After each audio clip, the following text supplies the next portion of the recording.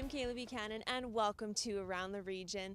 Now for the last 3 years, this show has showcased the very best of the Midwest and Lakeland areas, and tonight is the first episode in our two-part finale.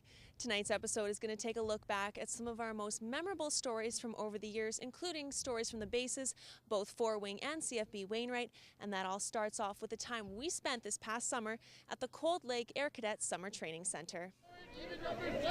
The Cadet Summer Training Center offers a 3-week basic survival course and a 6-week survival instructor's course.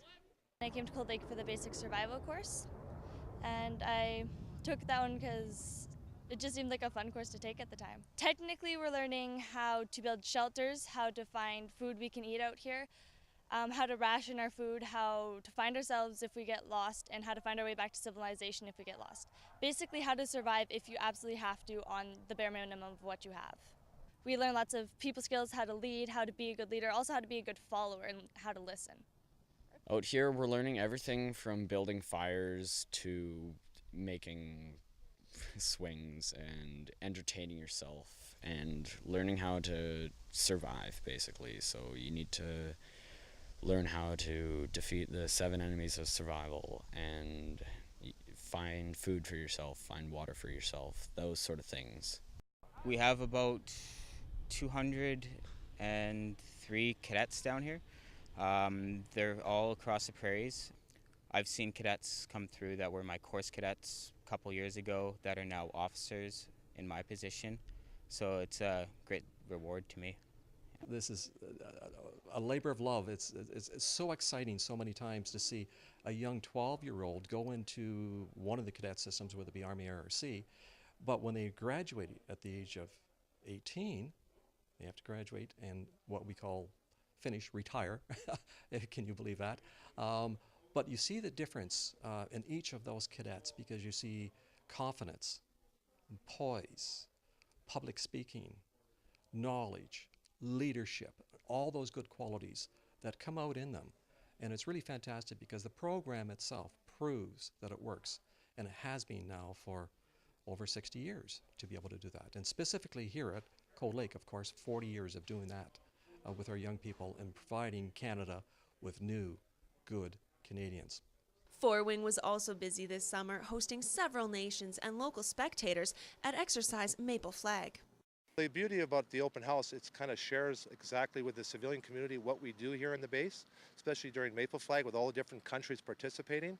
So this is an excellent opportunity to talk to the pilots and the air crew and find out exactly what we do here during Maple Flag exercises. It's always great to have an event like this and get to meet some kids and the public in general and get to share a little bit of what we do every day with them. I remember going to air shows as a kid myself, and that's what got me so excited to be a pilot in the Air Force. The air is pretty cool, but the jet was really cool because it looked like a giant video game. The bombs on the planes, it's very amazing, and the little machine gun over there, that's cool. It's amazing that how big the airplanes are, and I've learned about them in science class, but I never imagined them this big. There's so many possibilities. They're young and they're excited about everything, right? So it's great that we can have them here and have them excited with the big airplanes and all the exciting stuff that goes along with it. And down in Wainwright, I got to experience something I'll never forget. I spent Remembrance Day with soldiers and talked to them about what they think of on November 11th and what the title of veteran means to them. Remembering our veterans, but not only remembering our veterans, remembering our active soldiers and what they've done and what they do every day for our country. It means a little more, I guess.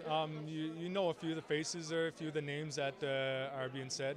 You can actually put a face to it, and it's no longer just a name. These guys are just guys that hang around with you every weekend. They're guys that you're drinking with. They're guys that you're partying with. And now they're no longer there, right? I mean, it adds a little something to it, and it also adds that youth dynamic to it as well. It's no longer the World War I, World War II vets. It's no longer your grandfathers and great uncles. It is now your friends and your family, more than actually just the older generation. It's a time to remember not only the fallen, but also all the ones that serve. We're eventually all going to be veterans once we leave the service, And we also have families that stay behind, and those are the ones that don't get as much recognition as they probably should. How many times do we not? You know, the young kid in school, the 7-year-old in school, who is upset about something, and nobody really realizes why he's upset, only to find out that his father's in Afghanistan. And sometimes we have to thank the families as well. And that's something I'd like to see Canadians change. Thank the soldiers, thank their families too. There were a lot of great stories to come off the bases and a lot of great stories to come from all over the area, and we'll have more after this quick break.